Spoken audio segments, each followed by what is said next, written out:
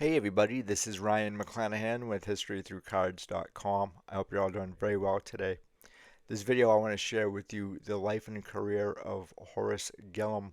This is a 1951 Bowman. It is his rookie card as far as I'm aware of. He only has one card. He may actually have another, but I haven't been able to locate anything else. So I'm going to consider this his rookie. It's a very nice card, and here he is on the Cleveland Browns, and he is the first black punter in the NFL, and he actually is one of a small group of black ball players to reintegrate into the NFL after a 12-year hiatus. Of 1933 was the year that the NFL kicked out all the black ball players, and then they reintegrated, I believe, in like 1946 or 47. During this time, the Browns were really a relatively new team to the NFL, and they had a, a dominance about them. So uh, they won four AAFC championships. 1946 to 1949 is really what I kind of looked for, and that was four championships in a row for them during that time between 1946 and 1949. And then once they entered the NFL, I believe that was in 1950. You guys can correct me if I'm wrong on that. But they had three NFL championships: 1950, 54, and 55. They lost the championship in 1951, 1952, and 1953. The first against the Rams, and then they also lost against the Lions in 52 in 1953 and then 1957 as well. But they were a dominant team back in the 1950s and 1940s, particularly I think due to in part to this gentleman right here. But the Browns were just a very dominant team because of the players on it and because of Paul Brown, who was named after the team itself. And I do have a card of Paul Brown, and I probably should do a video on him at some point in time. Today I wanted to discuss a little bit about Horace Gillom and his career and his life because I thought it was really interesting, and I think you guys might find this interesting as well. So here we go. This is from the Call and Post, Cleveland, Ohio, November 17th, 1956. Browns release Horace Gillom. Paul Brown announced this week that the Browns have asked waivers on Horace Gillom, 9-year veteran of the famous professional football club. Gillom, who joined the team in 1947, did all the team's punting during that time and also played both on offense and defense at either end position. Horace has played most of his years with Paul Brown, starting as a high school all-time great at Massillon High School. While at Massillon, he has been described often by Brown as the greatest athlete he ever coached in high school. While at Massillon, he was an All-Ohio choice in both football and basketball. Gillom enrolled at Ohio State in 1941 but entered the Army before he played a game. After his discharge from the Army, Horace enrolled at the University of Nevada. The great punter has his name listed on several kicking records. In 1951, he kicked the most punts, 73. In 1950, against the Philadelphia Eagles, he kicked the most punts, 12, for a total of 510 yards and an average of 42 yards. He kicked his longest punt, 80 yards, in 1954 against the New York Giants. Although it is a certainty that Gillom will be picked up by some other club, many Cleveland fans hate to see the likable player leave here. Horace has made many friends in Cleveland. This is from the Akron Beacon Journal, Akron, Ohio, July 15th, 1999. Gillom's legend rose above punts by David Lee Morgan, Jr. Marion Motley and Bill Willis were considered pioneers in the early days of professional football.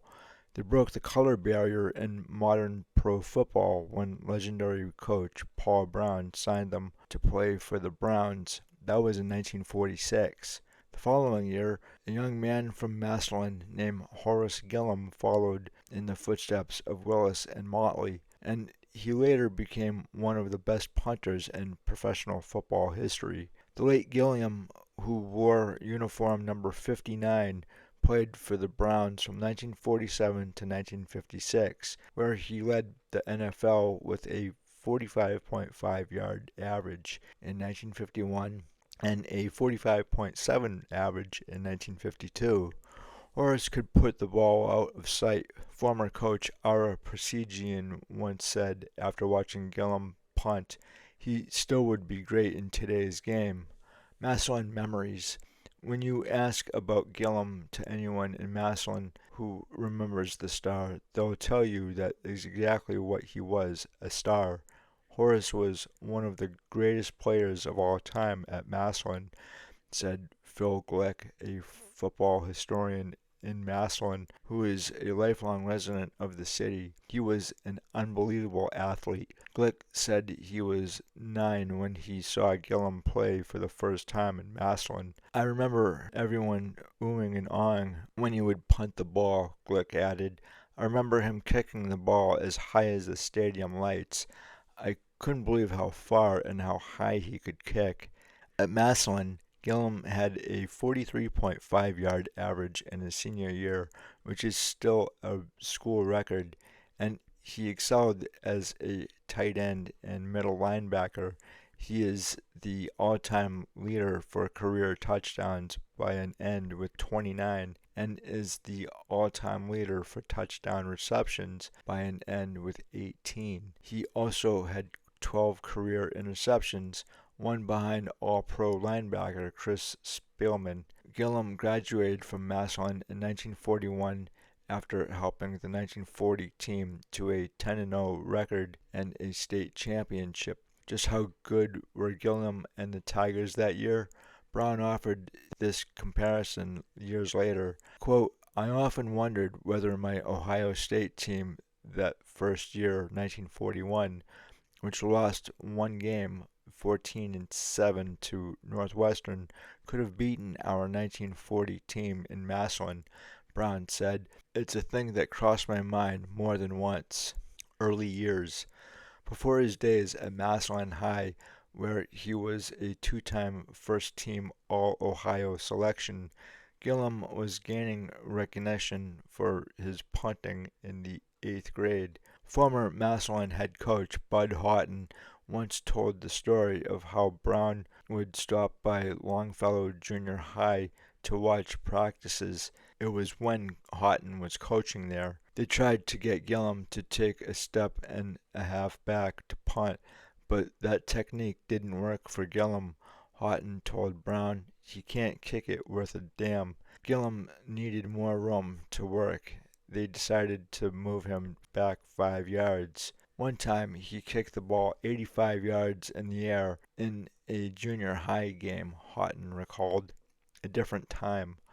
Gillom played professional football in an era when players were tough as nails. No face masks, very little padding, no high-tech treatments after a game. There were plenty of times when he'd come home from a game and I'd have to rub him down because he was so sore, said Gillom's widow, Mammy. Gillom died in 1985. Oh, I don't know how he did it. Then there was the months when Gillom wasn't playing football and still had to earn a living. He had to do something. Unlike today's professional football players, once the season ended in Gillom's day, it was back to work. They didn't make a lot of money back then, so Horace had to work, and he did it all. A jack of all trades, Mammy Gillom said. But he mainly worked in construction when he wasn't playing football.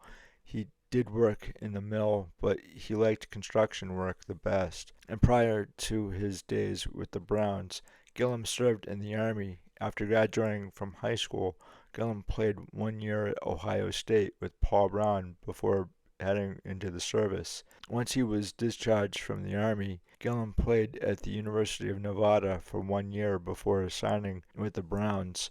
Glick said he read an article that claimed Gillom earned 3 Bronze Stars in combat. Mammy Gillom wasn't sure. "I couldn't tell you," she said. "I never talked about the war much. Whenever I would ask him about it, he wouldn't say much, so I just let it go." Popular person. There's no disputing that Gillom was a great athlete, but Mammy Gillom said her husband also was a great person. "We both grew up here in Massillon, and everybody liked Horace," she said. "He was a very nice man, and even though he played every sport and was good at all of them, he never got a big head or anything." In Mammy Gillom's home in Massillon, you won't find many pictures of her husband playing football. In fact, if she had any, they'd be up. At one time, pictures of her husband were hanging all over the house. Now, many of them are gone. "I tell you, I don't know where any of the pictures are," she said, jokingly. "Everybody comes in here and wants a picture of Horace, and before I knew it, they were all gone." There is one big picture that Mammy refuses to part with, a large team photo of Gillom and the Browns after winning one of their many NFL championships. "Nobody's taking that one," she said. That one is staying."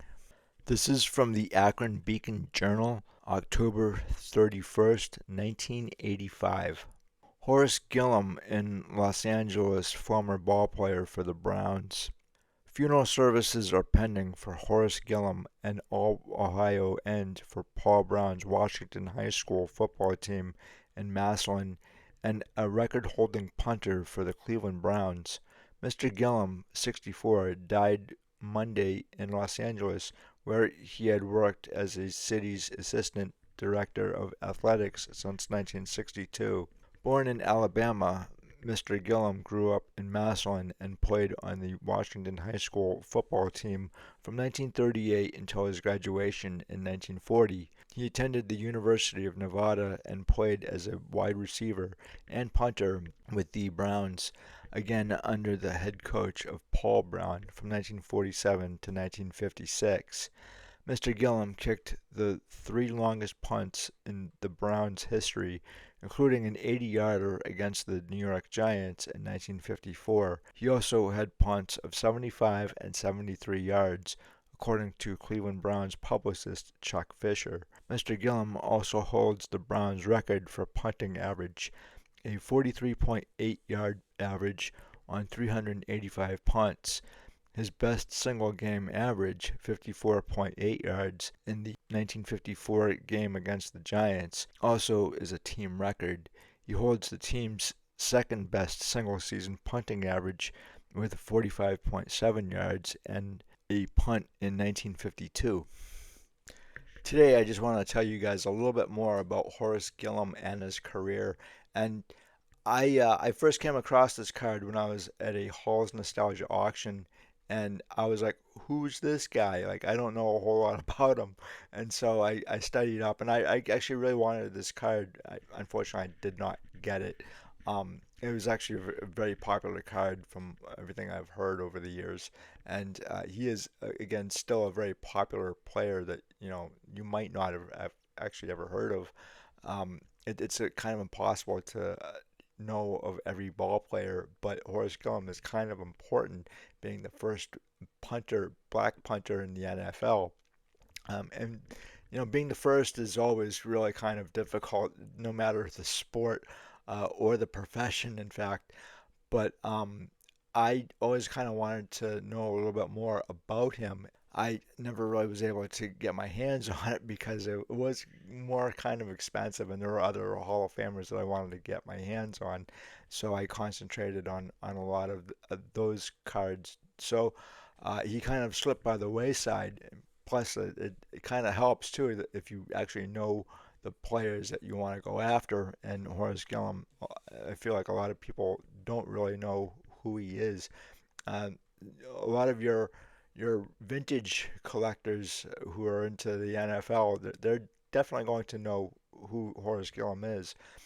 The problem I think for him too is that He died in the 1980s, and you have uh, during his time a certain set of games that now we have more games and more rules changes that I think are keeping guys like Horace out of the Hall of Fame because you have all of his records are really kind of slipping by the wayside and being washed away by a lot of these modern players because they have new rules, different rules changes, and they have more games. So these guys aren't even being looked at today for the most part for their careers and what they did on the field. And again, him being one of the first black ball players in the NFL, that couldn't have been easy by any stretch of the imagination. Even in Cleveland, where you have guys like Bill Willis and others to help him out as well. Um, and again, there's also something too that I have heard over the last couple of years or so where the voters in the Hall of Fame are not going to vote for a lot of the ball players prior to, say, 1980. I don't know if that's entirely correct, but a lot of them, I think, have the understanding that if any of those players are not in the Hall of Fame already, then they don't belong there, which I think is a mistake because you do have a backlog of the what do they call the Hall of the Very Good from the Professional Football Researchers Association, much like SABR, in fact, but for football. Those guys have done a lot of in-depth research into like the history of football and the history of these players, which again, I don't think that football, the NFL, has really done a very good job of reporting on their own history and the ball players. I just don't think that they've done a very accurate job of kind of like saying to their fans like, "Hey, these guys are important. Our history is important. Here's why." That seems to be kind of fallen by the wayside to to money, to modern ball players, and how much money that the NFL can get in and bring in fans. But how can you really bring in fans of football without talking about your history and the players who played before? I think that is a golden opportunity. And it's also a golden opportunity for the hobby to continue if you start talking more about the history of the game of football and how it was created, who created it, and the important players behind the NFL. And I think he's an important player. But again, a lot of the voters, I believe, have said that like, there's a overabundance of players in the Hall of Fame from the Packers, from the Giants, and from the Browns. And obviously, uh, a lot of times you have all these Hall of Famers that they overlook a lot of the guys like him to get in because there's so many of these guys already in that the uh, the voters just won't put in any other guys in the Hall of Fame from these particular teams. Again, I would love to hear what you guys think about this and what you have to say in the comments section below, whether or not I'm off base here. But I would have no problem with Horace Gillom getting in the Hall of Fame. I just don't think it's going to happen in my lifetime and a bunch of others. I think what they have to do is they have to revamp the Football Hall of Fame and how these guys are getting in. And if that means that you allow more people in the Hall of Fame and reduce the backlog that's already in there, I think you have something like almost 300 ball players that probably won't get in because there's such a only a certain number of players that obviously will get in the Hall of Fame each year, or no Hall of Famers get in. So um, one of the things I think I would change is having elderly people getting into the Hall of Fame. I think that's a huge problem because obviously in football you have got these guys who have some serious health concerns. Chuck Howley, for example, he's he got in the Hall of Fame, but he has no idea what is going on a day-to-day basis because he has advanced Alzheimer's. So you have guys like that who are having cognitive issues, Alzheimer's or dementia, who are getting the nod. Why would you actually do that, by the way, if you're a Hall of Fame? Shouldn't you be voting on guys who are healthy and young enough to represent the Hall of Fame and football as a Hall of Famer? These are just the little things that I think about on like a weekly basis, it seems. And then you're voting on guys who are in their 90s as well, or 80s, and that's a problem too, because we are finite creatures. I just think that the Hall of Fame needs to expand a little bit more and have more of these guys in the Hall of Fame. I have no problem with that, in fact. But again, I'd love to hear what you guys have to say about all of this in the comment section below, and I will talk to you in another video. Have a good one. Bye.